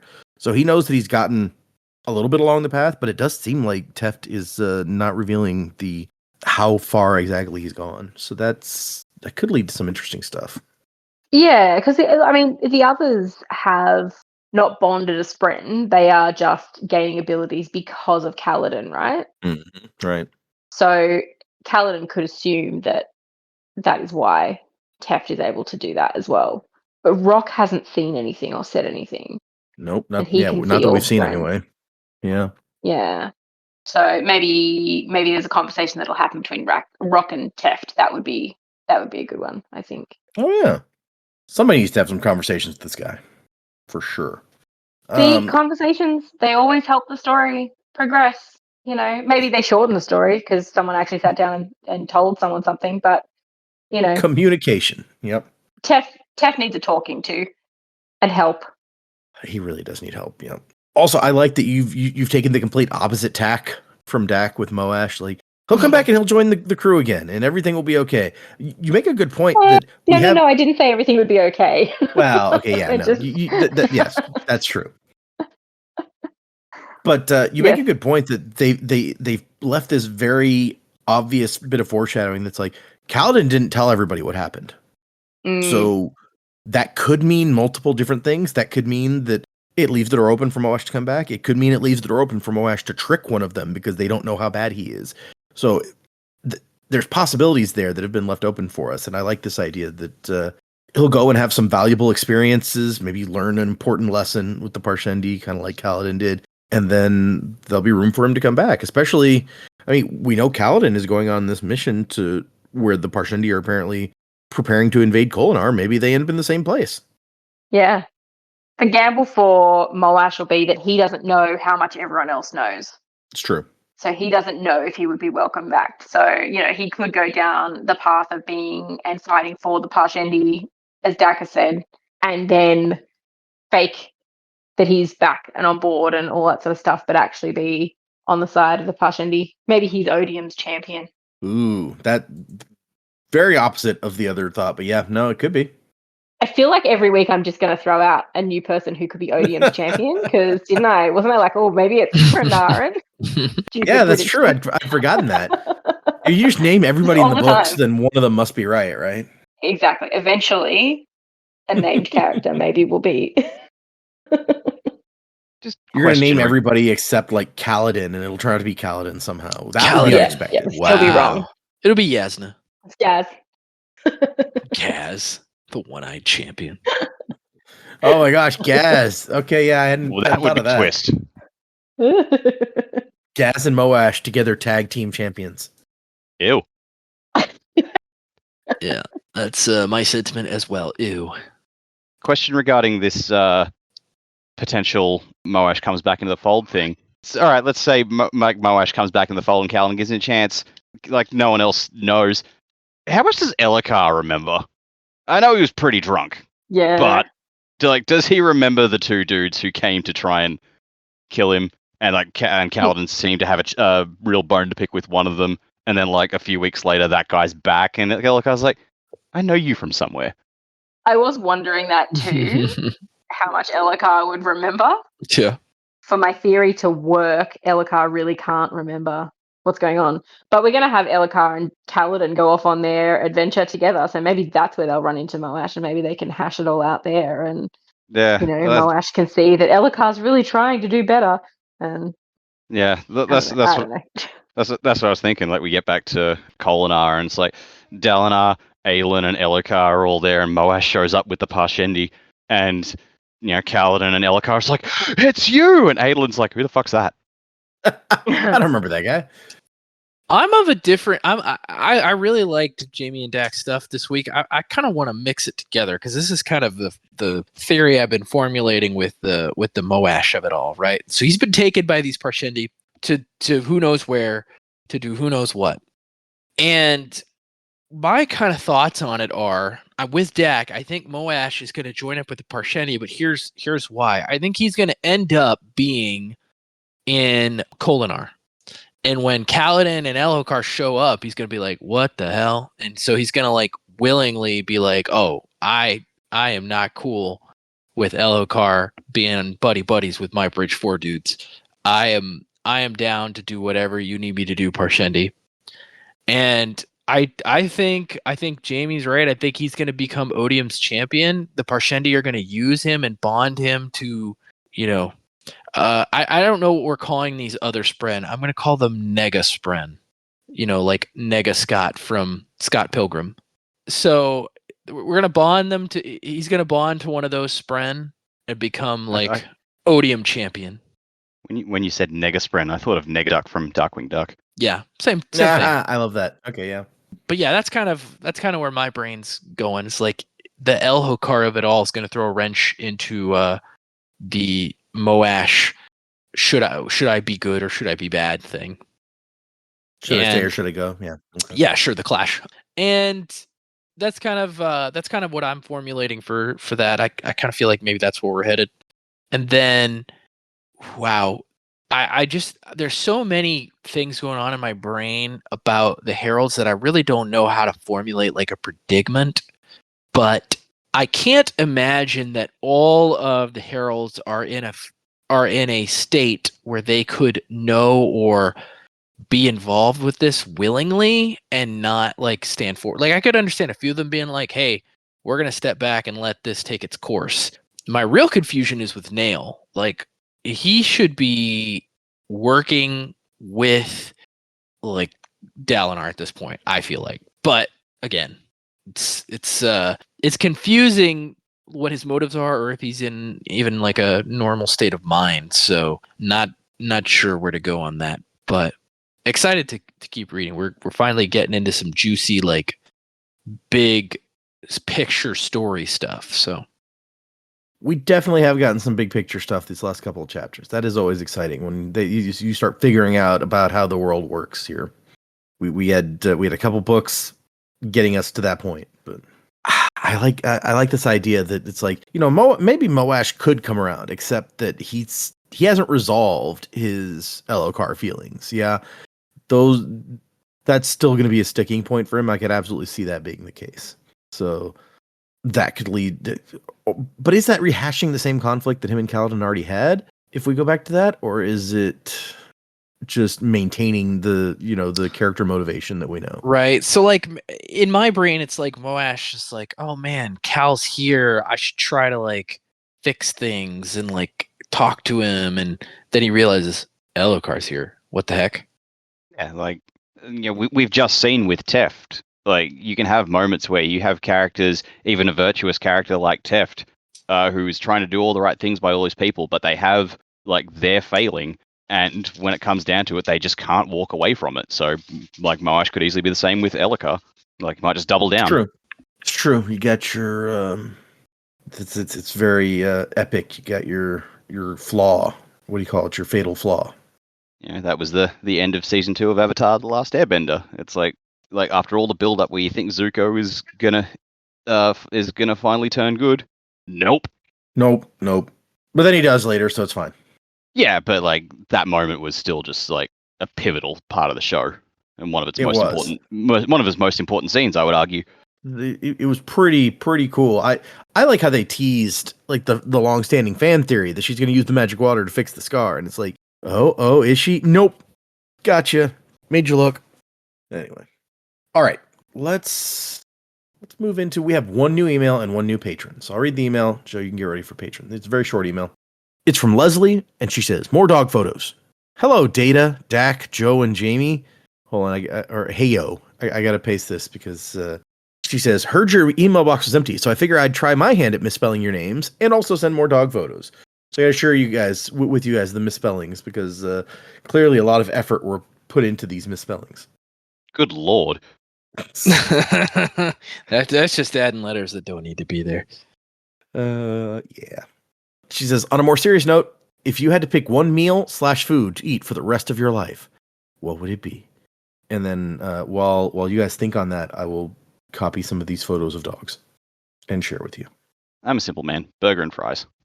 Makes sense. I like a nice chicken, maybe chicken schnitzel burger.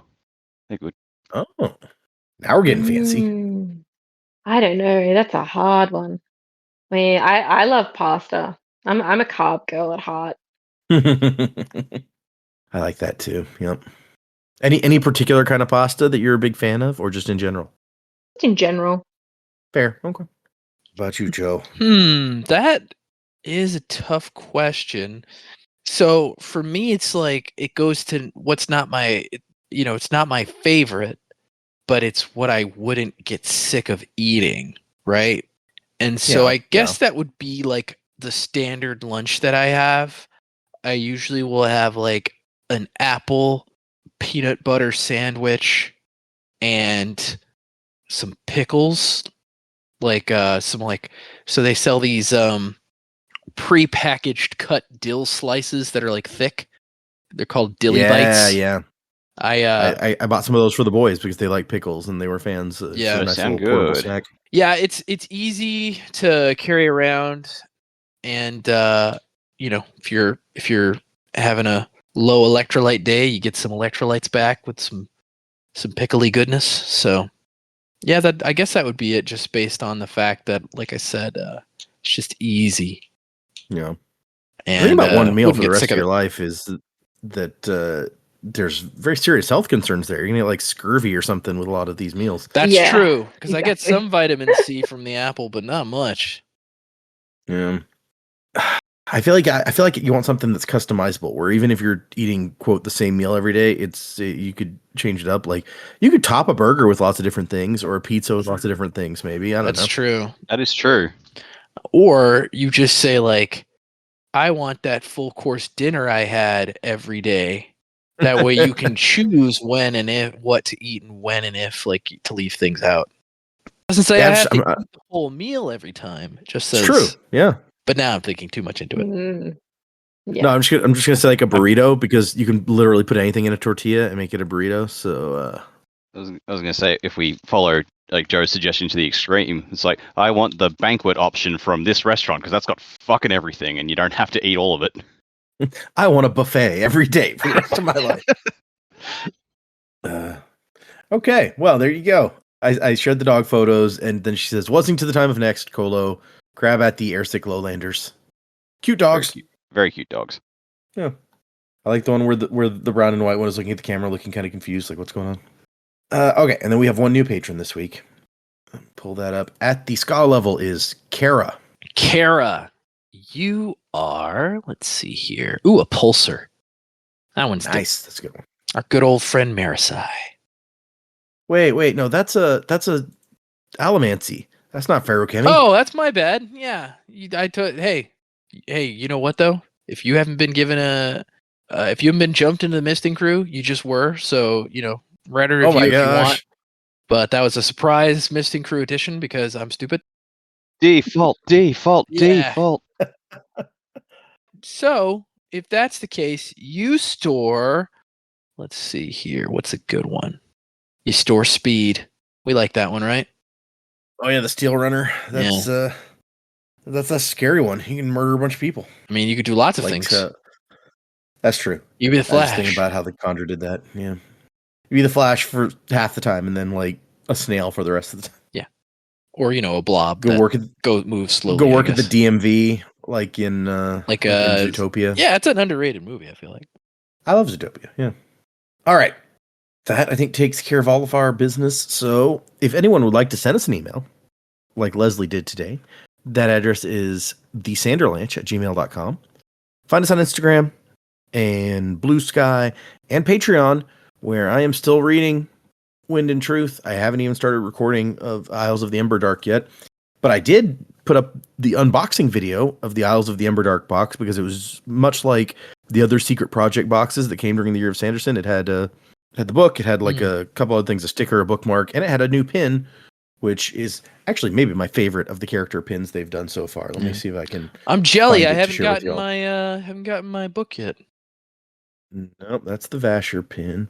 I've checked like with the details so many times. I was like, did I put my address in? And rationally, and I was like, yes, I did. But every time they send the reminder, I was like, did I? Yeah. So here it is. This is actually it says Series 3, pin number 6. It's the first revealed pin that we've gotten Oh, nice. of Series 3. I love that pin. But it's 6 to the dusk, so it has to be pin number 6. That's awesome.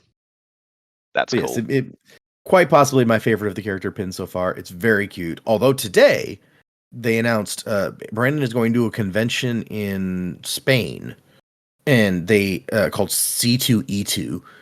Is that what it's called, or C2E2 another one? Anyway, doesn't matter. Brandon's going to this convention in Spain, and they announced today some of the new merchandise they would have at this convention. Oh, it's called Celsius 232 because 232 Celsius is Fahrenheit 451. That's clever. I like that. Clever. Yep. But there's going to be some new pins, some new bags and stuff. I was going to show you guys a couple of these because there's a couple of them that look kind of cool. Here's the Ellen Venture pin that they announced that they're going to have. Not my favorite of the pins, but I mean, it's hard to follow up that Sixth of the Dusk. Super cute little with his birds. But there's Ellen. And then a friend of mine was very excited that they are finally doing a Shy/Moonlight pin. And I'll share that one with you guys as well. Is that someone new? No, I have a friend who she just really loves the character of Shy. And she every time there's a new pin, she's like, is there a Shy one? Is there a Shy one? So she was very excited today. And the Shy one is cool because she's in the middle of using a soul stamp to like change her. I don't know if it's just her outfit or herself, but it's kind of cute. That is cool. That is probably one of the best looking ones. That is awesome. Yeah, that is Yeah, neat. I like that one. And so, yeah, some cool merchandise premiering in Spain. I don't know when it will hit. Don't super hit love the the store Ellen here. one, but teach his own. Yeah, it's not my favorite one, but I get it. I like that he has a book and a sword, both. But Yeah. I think it looks pretty cool. Let's just assume that the sword is named Richard. right now, I have on my pin board, like Vin is right next to Kelsier, and I'm like, well, I got to put Ellen right next to Vin. But then it's the three of them together. That'll be awkward. I just put Kelsier above them. Maybe. Yeah. Anyway, so yeah, some fun new merch opportunities for anyone who's going to be in Spain for the big convention. Hopefully, it'll come to the Dragonsteel store. Although the last convention he went to, that was C2E2, was the last convention he did. That one, they came out with a bunch of new merch that they said would end up in the store soon, and it has not happened yet. So, got to be on the lookout. But anyway, if you want to see stuff like me unboxing that box, check out our Patreon. And if you join our Patreon, Joe will give you a misting power. If you leave us a 5-star review and then email us. You said that wrong. Sanderlanche@gmail.com. I'll give you a fairing power. Oh, fairing power. Sorry. If you leave us a 5-star review and email it to us, thesanderlanche@gmail.com, send us a picture of it. He will give you a misting power for that. Jump you into the misting crew. And so you can be a twinborn if you do both of those things. But thank you to our new patron this week. All of our patrons, you guys are awesome. Thank you to our emailers. People on the Discord, if you want to join the Discord, there's a link on our website, www.thesanderlanche.com. Thank you to everyone who's just showing up every week, listening to us talk about these books. Remember, we're doing 4 chapters for next time. That's 44 through 47. If you're following along, read those chapters. You can read other chapters if you want. We're just not going to talk about those chapters yet. Music by Miracle of Sound. And Wuzzing to the Time of Next. Colo, P.S. Fasher. Crabs ahoy. Coronas wide, supernovas die, fractured in the fateful fall of man. Feel the heart raging of a strength unseen. Unity will bring the upper hand. So look to the break of dawn, to the break of dawn.